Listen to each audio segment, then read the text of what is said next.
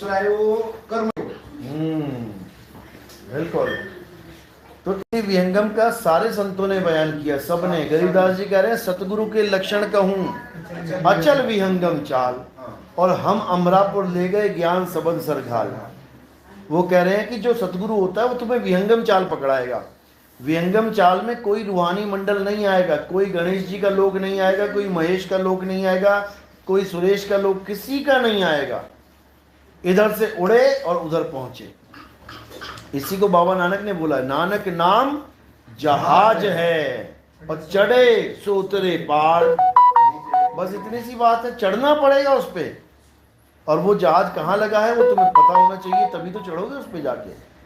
उसी का भेद कबीर साहब ने समझाया कि जहाज कह लो, सिंहासन कह लो, कहाँ पे लगा है, वो सबसे टॉप पे लगा हुआ है। उसके लिए क्या करना पड़ेगा, कह रहे हैं अब तो भेदी गुरु जानना पड़ेगा, विहंगम चाल से आना पड़ेगा। अब तो जाए चढ़े सिंहासन और मिले हैं सारंग पानी, राम कबीरा एक भय हैं कोई न सके पहचान। तो कबीर साहब ने अनहद नाद का खंडन किया है और सार शब्द की महिमा गाई है। वो कह रहे हैं अनहद बाजा जमका थाना, पांचों तत्व करे घमसाना।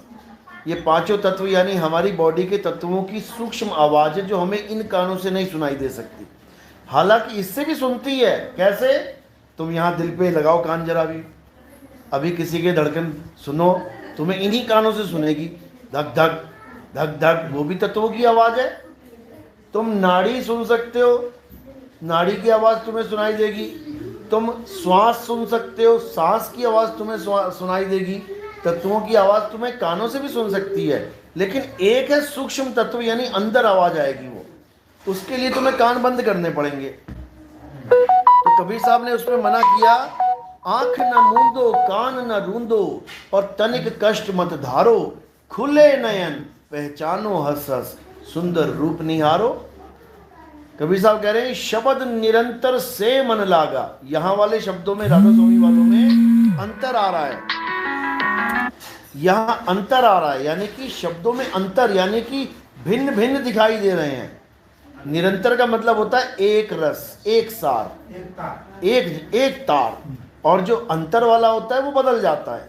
तो कह रहे शब्द निरंतर से मन लागा और मलिन वासना त्यागी, उठत बैठत कबू न छूटे ऐसी ताड़ी लागी।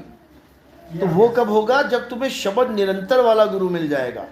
अंतर वाले गुरु बहुत बैठे हैं, जो तुम्हें अलग अलग 5 नाम 7 नाम 10 नाम देने वाले गुरु बहुत हैं, लेकिन सारे नाम छुड़वाने वाला गुरु तुम्हें जल्दी नहीं मिलेगा।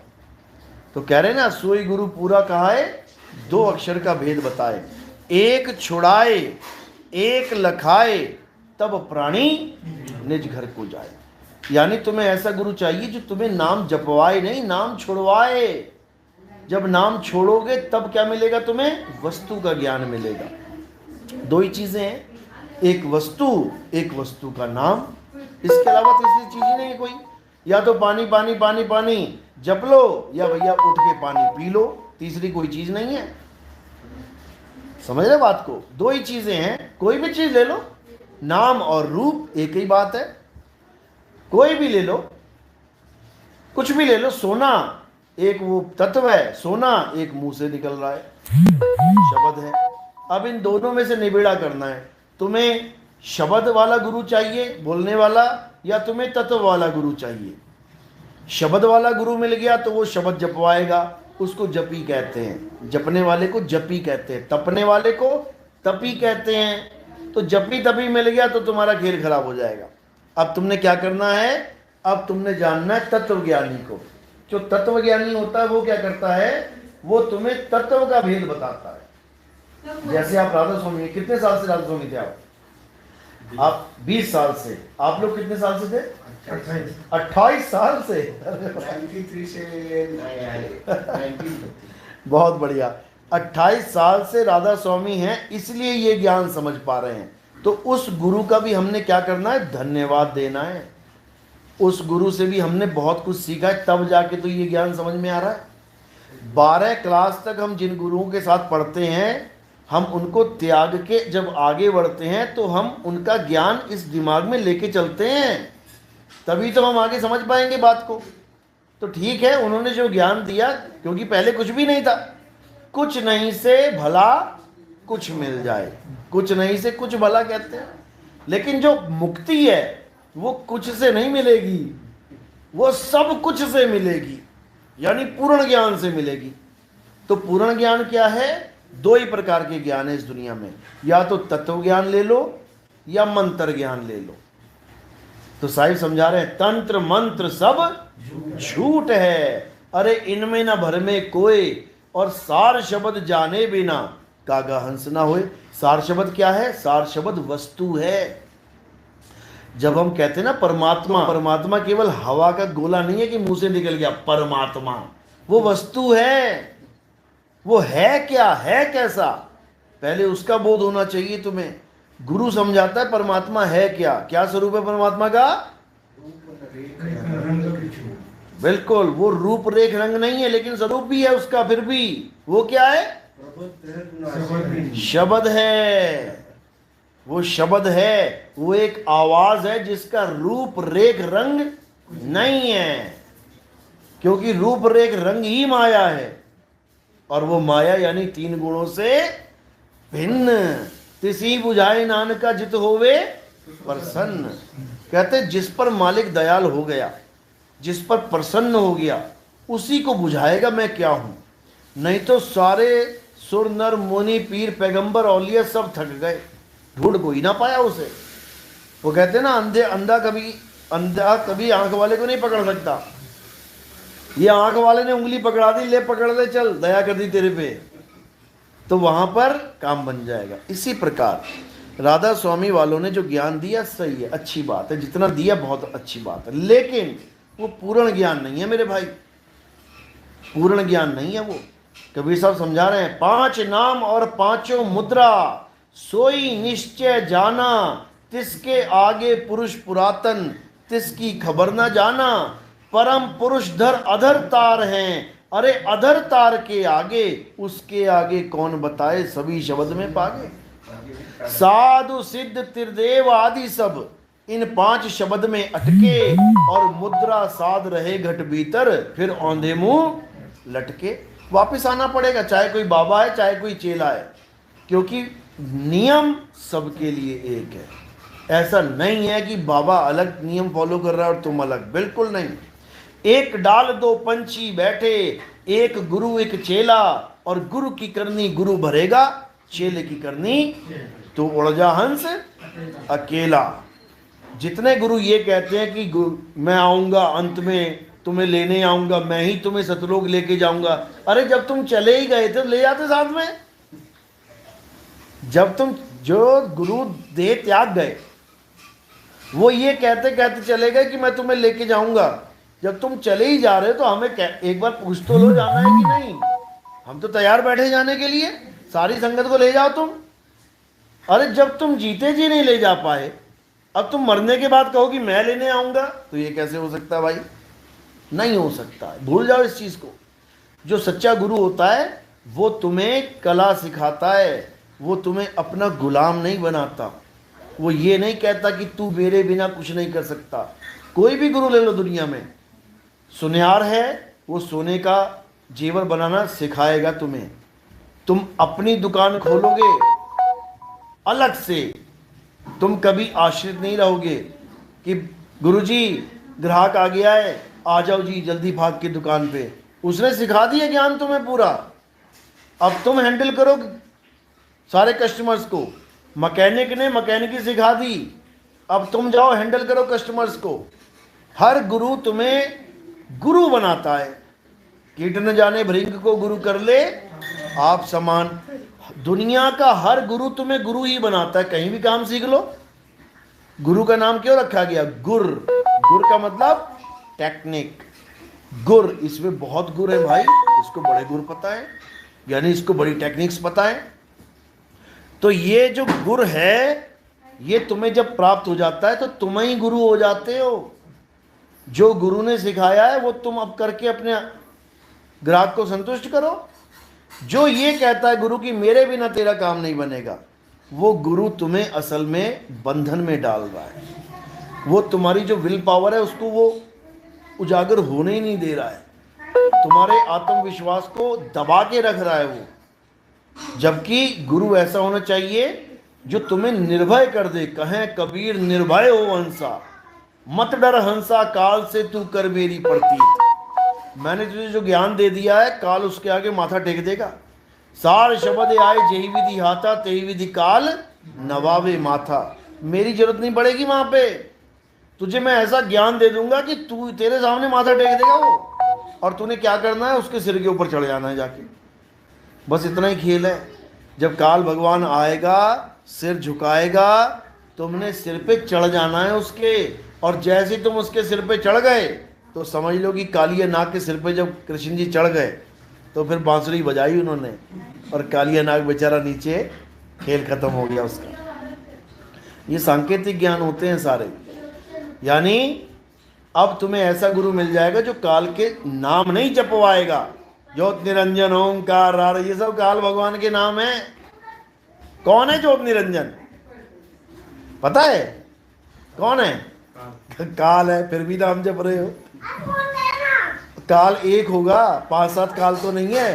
पहले रूहानी मंडल का धनी मान भी लिया ज्योत निरंजन है, दूसरे रूहानी मंडल का कौन सा भगवान आ गया? ये अलग 2 ही पावर है, या तो काल या दयाल, तीसरी कोई है नहीं। तो जब पहली रूहानी मंडल का काल हो गया तो दूसरी का मालिक कौन है? ये कौन आ गया? तीसरी का कौन आ गया? चौथी का कौन आ गया? पांच मालिक बना दिए तुमने। 5वां मालिक मान लिया कि चलो सतनाम है, परमात्मा है। ये 4 कौन है फिर? पहला वाला काल, दूसरे का क्या नाम रखें?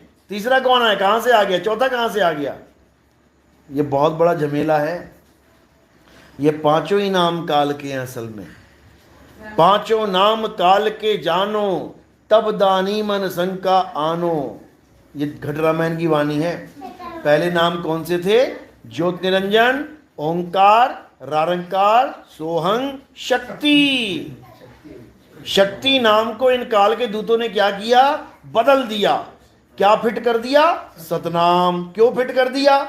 क्योंकि अनुराग सागर पड़ी इन लोगों ने। कबीर साहब ने कहा था कि मैं कलयुग में सतनाम का डंका बजाऊंगा, सच्चे नाम का डंका बजाऊंगा। इन लोगों ने क्या किया? 5 नाम में शक्ति हटा दिया और सतनाम फिट कर दिया, बना दिया बेवकूफ लोगों को। बन गए बेवकूफ। एक भी आदमी ऐसा नहीं है जो राधा स्वामी बाबा से ये पूछ ले, बाबा जी परमात्मा एक है या 5? तुम्हारे पास आए थे हम इसलिए कि तुमने कहा हिंदू मुस्लिम सिख ईसाई सब बट गए हैं आपस में परमात्मा के नामों के चक्कर में। परमात्मा एक है, एक है, एक है। हम सुन के तुम्हारे पास आए, और जब तुमसे नाम लिया तुमने फिर 1 के 5 बना दिए। तुमने फिर भी एक ना रहने दिया। तुमने 5 रूहानी मंडलों के 5 धनी करके भरमा दिया। बताओ, अरे धनी एक है। द्वार धनी के पड़े रहो और धक्का धनी का खाओ। कौन से धनी का धक्का खाऊं? 5 धनी है भाई यहाँ पे। समझ रहे हो? तो द्वार धनी के पड़े रहो और धक्का धनी का खाओ। कब हूं धनी निवाजी हैं, जो दर छाड़ना जाओ। कब हूं धनी निवाजी हैं, यानी कभी तो तेरी अर्जी लगेगी। बस खड़ा रह लेके दरवाजे पे। अगर दरवाजा छोड़ के चला गया फिर अर्जी खारिज हो जाएगी। तो कह रहे राम नाम रटते रहो,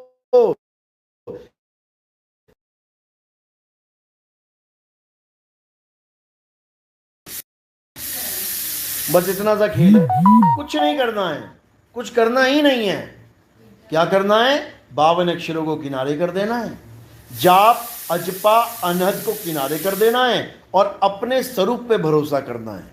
अपने आत्म स्वरूप पे भरोसा जिस दिन हो गया ना तुम्हें, बस समझ लो कि इन गुरुओं का खेल खत्म हो जाएगा। ये तुम्हें तुम्हारा आत्म स्वरूप कभी जानने ही नहीं दे सके। ये हमेशा तुम्हें किसी ना किसी पे निर्भर करके रखेंगे। अपने चमड़े का, अपने शक्ल का ध्यान करवाएंगे। समझ लो, तुमसे कहेंगे कि ये शरीर बंधन है, ये शरीर एक जेल है, ये एक पिंजड़ा है, पिंजड़े में तोता है। अरे तो ये क्या है फिर? गुरुजी का शरीर भी तो पिंजड़ा ही है, उसमें भी तो तोता फंसा पड़ा है। यानी तुमसे पिंजड़े की दुहाई करवा के कि ये पिंजड़ा है छोड़ दो इसको, अपने पिंजड़े का ध्यान करवा देंगे। बताओ, और अंत समय में जिसका ध्यान करोगे, जहां आशा वहां वासा, तुम्हें पिंजड़े में आना ही पड़ेगा, समझ लो। और वाणी क्या गा रहे, गुरु का ध्यान धर प्यारे, बिना इसके नहीं छुटना। अरे तो पहले गुरु को जान तो लो, गुरु पिंजड़ा थोड़ी नहीं है। तुम पिंजड़े का ध्यान करवा रहे हो, पिंजड़े का ध्यान कर प्यारे, बिना इसके नहीं छुटना। अरे इसी में बढ़ना है जाके, फिर इसी में फंसना पड़ेगा। तो गुरु क्या है, गुरु का स्वरूप क्या है, गु कहिए अंधकार और रु कहिए प्रकाश। यानी अज्ञान को खत्म करके जब तुम्हें आत्मज्ञान प्राप्त हो जाए, वही गुरु है, वही गुरु है। संत हमारी आत्मा, हम संतन के जीव। जो असली गुरु कौन है, वो तुम्हारी आत्मा ही गुरु है, समझ लो। उसकी अरदास लगानी है तुमने, अपने आत्मा को जानना है, आत्मज्ञान प्राप्त करना है। जल में मीन प्यासी, मोहे देखते आवे हांसी, आत्मज्ञान बिना नर भटके। कभी काबा कभी काशी। कहां बोला मंत्र ज्ञान बिना नर भटके, कि 5 नाम जप लो, 7 नाम जप लो, 10 नाम जप लो। इसी में सारे उलझे पड़े हैं। अब नहीं उलझना है। अब क्या करना है, केवल एक चीज याद रखनी है, जब लगना चीन्होगे आत्म, तब लगना मिली है परमात्म। बस अपनी आत्मा के अलावा और किसी पे विश्वास नहीं करना है। जिस दिन तुम्हें आत्मविश्वास हो गया, बस काल का खेल खत्म। क्यों? क्योंकि काल तुम्हारा कुछ बिगाड़ ही नहीं सकता। एक कुत्ते का, वो कुत्ता क्या बिगाड़ सकता है जो शीशे में दिखाई दे रहा है? एक कुत्ता कमरे में पड़ा है, खाना खा रहा है बढ़िया एकदम, कमरे में एक ही कुत्ता है, खाना खा रहा है मजे से, उसके आगे शीशा रख दिया। अब कितने कुत्ते हो गए? हाँ, 2 हो गए। सच में बस यही अज्ञान है। जैसे तुमने 2 बोला ना, समझ लो फंस गए तुम माया के चक्कर में। अरे 2 हो ही नहीं सकता, वो कुत्ता थोड़ी नहीं है, लाए शीशा रखा है। 2 नाम ही भ्रम का है। वो कुत्ता समझ रहा है हम 2 हो गए, अब लगा लड़ने झगड़ने। अब खाने का टेस्ट खत्म हो गया, भूल गया खाना वाना क्या होता है। अब बस उसको वो चाहिए, दांत गड़ाने में लगा है। सारी उम्र भौंकता रहे, सारी उम्र झगड़ा करता रहे, लेकिन एक बार भी अंदर वाला कुत्ता उसको काट नहीं सकता। अब क्या करना है, अपने स्वरूप को जान लेना है। जैसे ही अपने स्वरूप को जान लेगा, अच्छा प्रतिबिंब है वो, बात खत्म हो गई।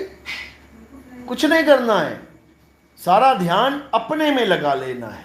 जो अभी बाहर है, जो भटक रहा है ध्यान, वो अपने में लगाना है, अपने शरीर में नहीं। जब कबीर साहब कहते हैं ना, अपने में लगा लो, अपने में खोजो, ये लोग शरीर फिट कर देते हैं। किस में खोजो? शरीर में खोजो। अरे शरीर थोड़ी नहीं हूं मैं। कबीर साहब कह रहे हैं, तेरा साईं तुझ में है और जाग सके तो जाग। तो मैं हूं क्या? मैं काया हूं क्या जो मैं काया में खोजूं? मैं आत्मा हूं।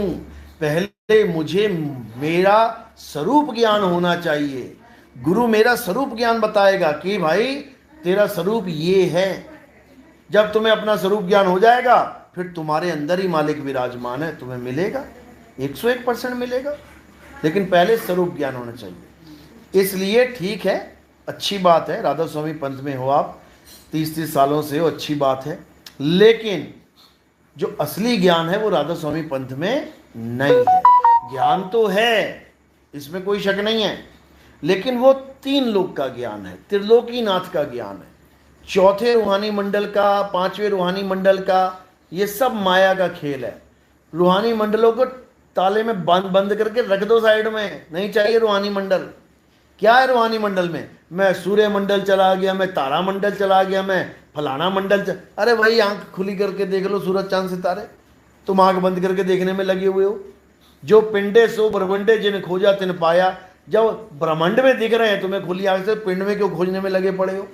वही चीज है, डिट्टो एक ही चीज है, दोनों माया का खेल है। अब ना पिंड में ना ब्रह्मांड में, दोनों में नहीं खोजना है। अब अपने आप को जानना है, अपने स्वरूप को जानना है। तो बस इतना सा खेल है। अगर समझ में आ गया तो बहुत अच्छी बात है, नहीं तो 84 तो तैयार है ही है।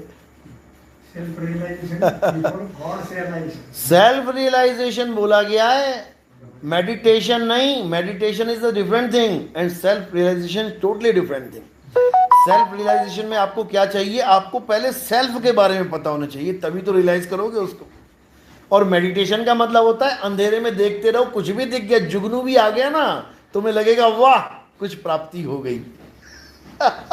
यानी आंखें बंद करके तुम यहां ध्यान लगा के बैठोगे, तुम्हें कुछ भी दिख जाएगा, तुम्हें लगेगा अब मुझे प्राप्ति हो रही है। समझ लो कि प्राप्ति नहीं, बेड़ा गर्क हो रहा है तुम्हारा, तुम बर्बाद होने जा रहे हो। क्यों? क्योंकि तुम दिखने वाली चीज को मानना शुरू कर दोगे। और कबीर साहब कह रहे हैं जो दिखे सो माया संतों, जो दिखे सो माया।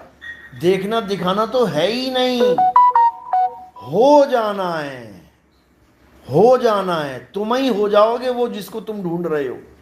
लाली मेरी लाल की जित देखूं तित लाल, और लाली देखण में गई मैं ही हो गई लाल। देखो लाल लाल हो गई। सतनाम सतनाम। तो बस यही खेल है और कुछ नहीं है। जिसको आप ढूंढ रहे हो आप स्वयं वही हो। बस बर्तन अनेक हैं, पानी सब में एक है। जिस दिन ये समझ में आ गई बात, हो गया काम, बहुत बढ़िया। सतनाम सतनाम साहिब बंदगी। मुंबई में पूछा था संगत ने। अच्छा, मुंबई में बाबा जी का सत्संग हुआ था। मार्च में पूछा जा तो मरे अजपा मरे। हाँ बताया था आपने, जाप मरे अजपा मरे अनहद भी मर जाए, सूरत समाए शब्द में वाको काल न खाए।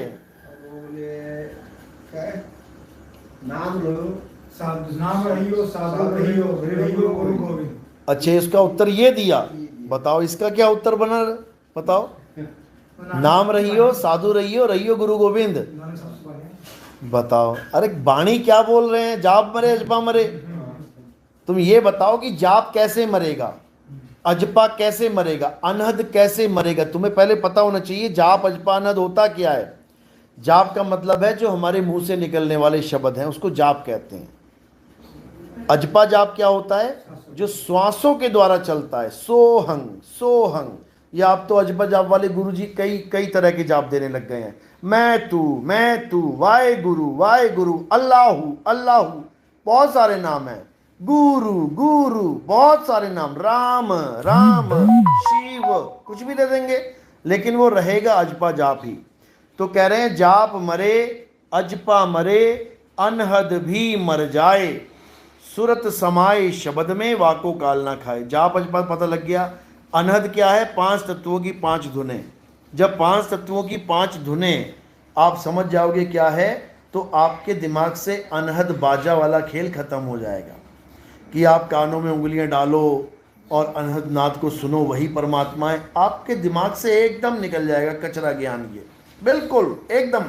कबीर साहब समझा रहे हैं, आंख न मूंदो कान न रूंदो तनिक कष्ट मत धारो, खुले नयन पहचानो हसस सुंदर रूप निहारो। यानी एक बार भी आंख बंद करने की जरूरत नहीं पड़े।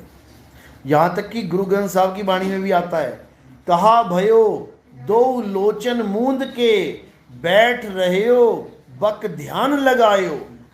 बक ध्यान, बक यानी बगुला, जो दोनों आंखें बंद करके खूब कपड़ा लपेट के ऐसे बैठ जाते हैं सुबह सुबह 3 बजे, कहते बगुला भक्ति है ये बगुला भक्ति है, छोड़ो इसको। कहा भयो दो लोचन यानी दोनों आंखें मूंद के बैठ रहे हो बक ध्यान लगायो, नहात फिरियो लियो 7 समुद्र और लोक गयो परलोक गवायो। कहते लोक भी गया और परलोक भी चला गया। लोक क्यों गया? तुम यहाँ बैठ के भक्ति कर रहे हो, कान में उंगली डाल के, वहां चोर आया तुम्हारा सामान लेके उड़ गया, तुम कानों में उंगलियां डाले रह गए। बताओ। तुलसी साहिब थे हाथरस वाले, इतना चौकड़ा लगाते थे, इतना चौकड़ा लगाते थे, उनको पैरालाइज हो गया पैरों में, वो उठ ही ना पाए दोबारा कभी। बताओ ऐसी कैसी भक्ति है भाई? ऐसी कौन सी भक्ति है कि पैरालाइज ही करवा लिया? जब चौकड़ा मारोगे 3 बैंड पड़ते हैं। पहला बैंड ये है, दूसरा बैंड जब पैर पे पैर लगाओगे ये पड़ जाएगा, तीसरा बैंड ये है, तुम्हारी नसें ब्लॉक हो जाएंगी। चौकड़ा मार मार के चौकड़ा ही बन गया उनका, फिर पालकी ले लेके घूमे फिर उनको। बताओ हैं? हाँ बताओ क्या जीवन कर लिया तुमने अपना? और कबीर साहब कह रहे हैं आंख न मूंदो कान न रूंदो। कहाँ चौकड़ा मार के बैठ गए तुम लोग, ये अज्ञानता है। और जो वो कह रहे हैं रास्ता शाहरग में है जाना को पाने के, शाहरग वारग में रास्ता नहीं है, ये भी दिमाग से निकाल दो। शाहरग में रास्ता है निरंजन तक जाने का। निरंजन ने गुप्त रास्ता बना रखा है अपने लोक तक जाने का, ब्रह्म लोक तक जाने का। और वो रास्ता कहाँ है? इंगला पिंगला सुषमना में वो रास्ता है। हमारा रास्ता वो नहीं है। इंगला पिंगला सुषमना में जाने का रास्ता किसका है? योगियों का। ये जितने योगी हट योगी बैठे हुए हैं, भैरवनाथ, गोरखनाथ, ये नाथ वो नाथ, ये सब वही हैं। 9 नाथ 84 सिद्ध, इनका अनहद ज्ञान, अविचल घर कबीर का, सो गति बिरला जान। ये अनहद नाद, ये जाप अजपा, ये सारा खेल इन योगियों का है। कबीर साहब तो इसको छुड़वाने आ रहे हैं। कह रहे हैं इंगला बिन से पिंगला बिन से सुसुमन नाड़ी, और कहें कबीर सुनो रे गोरख कहाँ लगी हो ताड़ी। जब ये शरीर छूटेगा तो तुम्हारा ध्यान कैसे इंगला पिंगला में रखोगे बताओ? शरीर छोड़ने की बारी आ गई तुम्हारी, और तुम क्या ध्यान इंगला पिंगला में रखोगे? फिर मरोगे कब? शरीर छूटेगा कब? और अगर छूट गया तो फिर कहाँ चले गए तुम? घुस रहे थे इंगला पिंगला में और निकाल दिए कान से पकड़ के बाहर। तुम्हें अज्ञान है ये, बिल्कुल निकाल दो। शब्द विहंगम पकड़ो और काया से परे परमात्मा का अनुभव करो। कह रहे काया से बाहर लखै, संत कहावै सोए। काया का खेल नहीं है ये, इसको शब्द गुरु कहते हैं। और शब्द गुरु कभी काया में नहीं आता, बिल्कुल दिमाग से निकाल दो इसको। वो तो निर्बंध है।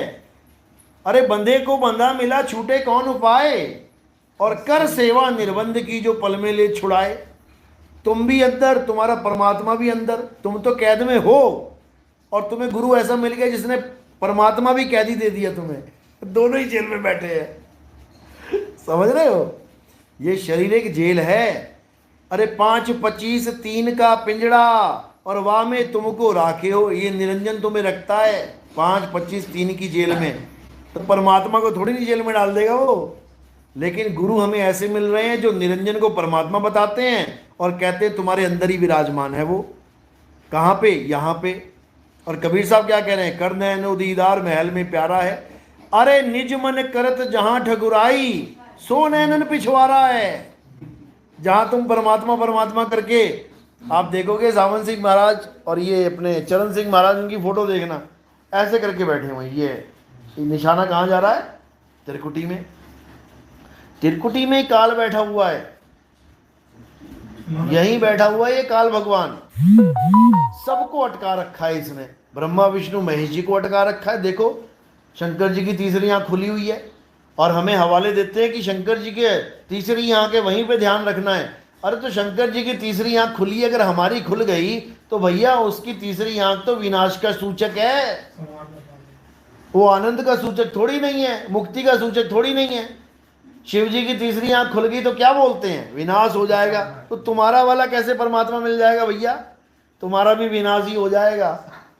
इसलिए इस काया से बिल्कुल न्यारे हो जाओ। काया का खेल ही नहीं है, ये शरीर का खेल ही नहीं है। खेल केवल 2 चीजों का है, सुरत और शब्द। काया का खेल ही नहीं है। ये चक्कर वक्कर, ये इंगला खत्म, कोई खेल नहीं है। गगन में अगिया लागी बड़ी भारी। कह रहे चंदा जल गए, सूरज जल गए, 9 लाख तारा जारी, गगन में अगिया लागी बड़ी भारी। अरे धरती जल गई, अंबर जल गए, जल गई सृष्टि सारी, गगन में अगिया लागी बड़ी भारी। कहते रामहु जल गए, लक्ष्मण जल गए, अरे जल गए किशन मुरारी, गगन में अगिया लागी बड़ी। अब अगिया क्या है गगन में? ये है, ये आग लगी पड़ी है। यहाँ पे आग लगी भाई गगन में और झरझर गिरे अंगार। संत ना होते जगत में तो जल मरता संसार। तो कहते ब्रह्मा जर गए, विष्णु जर गए, अरे जर गए शिव त्रिपुरारी, में अगिया लागी बड़ी भारी। कहें कबीर सोई जन बच गए, जिन शब्द में सुरत संभारी, और गगन में अगिया लागी बड़ी भारी। अब ना तो कोई गुरुजी की बात आई यहाँ पे कि कोई गुरुजी आएगा तुम्हें लेके जाएगा वहां तक पहुंचाएगा, ना ही किसी चक्कर वक्कर की बात आई, ना ही इंगला पिंगला सुषमना की बात आई। एक ही बात आई, जिन शब्द में सूरत संभारी, बात खत्म हो गई। सूरत तुम्हारे पास ऑलरेडी है, शब्द भी तुम्हारे पास ऑलरेडी है, बस उसका भेद नहीं है। शब्द भेदी गुरु मिल जाए, शब्द विवेकी पारखी मिल जाए, तुम्हारा काम बन जाएगा, कहीं जाने की जरूरत ही नहीं है। शब्द का भेद मिल गया, सूरत को शब्द में कैसे लगाना है, अपना काम चालू। अब जहां तुम्हारा शरीर छोड़ने का वक्त आया, उसको वहीं छोड़ दो, केले के छिलके की तरह फेंक देना। पलट के मत देखना कि मेरे शरीर के साथ क्या हो रहा, बिल्कुल डस्टबिन में हट जाने दो इसको, खेल खत्म हो गया इसका। अब क्या है, अब सूरत और शब्द योग, योग यानी जोड़, और कुछ नहीं करना। तो साहिब यही समझा रहे हैं, रहना नहीं देश बेगाना है। ये सारे संत महात्मा इसी को परमात्मा की नगरी बना के, वो देखो एक किताब छापी है राधा स्वामी वालों ने, आत्मा का सफर, वो कलरफुल बुक है ना, देखो उसमें क्या लिखा है। उसमें लिखा है परमात्मा के मन में सृष्टि पैदा करने का लहर उत्पन्न हुई, उन्होंने सृष्टि बना दी, अच्छी बात है, चलो बना दी। फिर कहते फिर 84 लाख बना दी। कहते हैं उन्होंने सृष्टि बनाई है, उन्होंने सोचा इसमें कोई रहने वाला तो है ही नहीं, तो क्या किया, परमात्मा ने सब जीवों को लाके उनको कपड़े पहना दिए, लिखा है पोशाकें पहना दी। कौन सी पोशाकें पहना दी, 84 लाख की, बताओ। अब पोशाकें भी पहनाई है, तब भी अच्छी बात है। अब आगे क्या खेल चला गया, अब पोशाक को खाएगी भी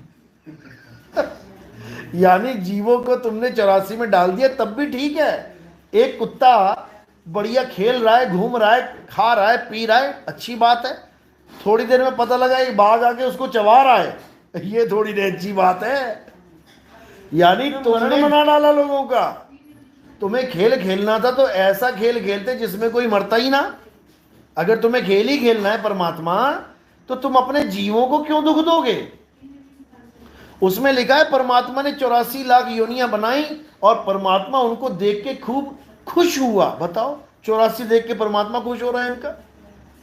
अब परमात्मा इतना ही खुश हो रहा है तो क्यों संतों को भेज रहा है अपनी खुशी में दखल डालने के लिए कि इनको 84 से बचा के लेके आओ। बताओ, क्या बच्चों वाली बातें।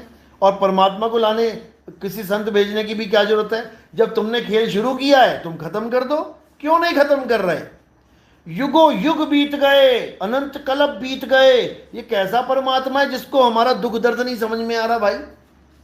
हालत खराब हो गई, भूकंप आ गए, सुनामियां आ गई, लेकिन ये परमात्मा है, इसके कान पे जू ही नहीं रेंग रही है कि दुनिया खत्म कर दे। यार क्या लेना तूने दुनिया से, हम सब जीवों को वापस ले चल अपने घर।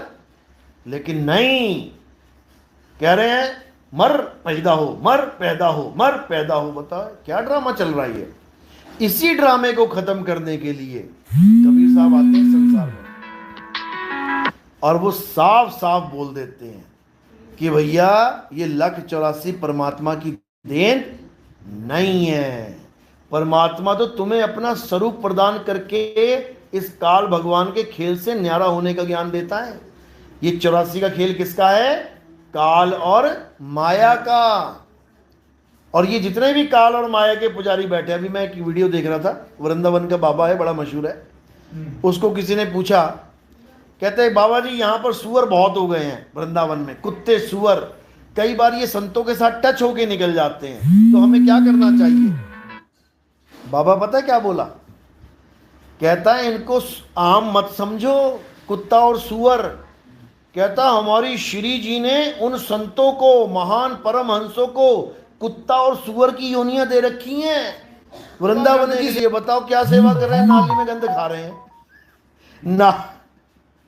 नाली में गंद खाने को सेवा बता रहा है बाबा। और दुनिया को इतनी समझ में नहीं आ रही कि ये बाबा 84 की फेवर कर रहा है। ये सुअर बना के परमहंसों को यहां बैठा दिया वृंदावन में उसकी श्री जी ने, तुझे भी बना देगी। और एक वीडियो में कह रहा है कि कम से कम आचरण ऐसा रखो कि तुम्हें कुत्ता सुअर ना बनना पड़े। अरे जब तेरी श्री जी बना रही कुत्ता सुअर, वो भी उन परमहंसों को, तो हमारे आचरण से हमने क्या लेना है।